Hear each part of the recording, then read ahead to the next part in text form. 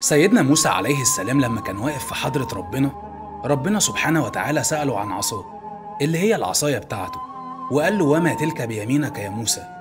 رد سيدنا موسى وقال: أتوكأ عليها وأهش بها على غنمي ولي فيها مآرب أخرى. يعني كان شايفها مجرد عصاية بيتكئ عليها، بيستخدمها في رعي الغنم وفي حاجات يومية عادية. لكن ربنا قال له: إلقها يا موسى، فألقاها، وفي لحظة اتحولت الحاجة العادية اللي بيتسند عليها لأعظم معجزة أثبتت نبوته.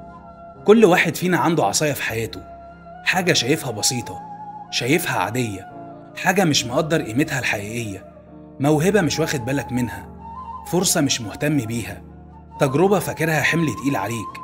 كم مرة فضلت ماسك في حاجة فاكر إنها كل اللي عندك، رغم إنك لو سبتها ربنا هيبدلها لك بحاجة أعظم؟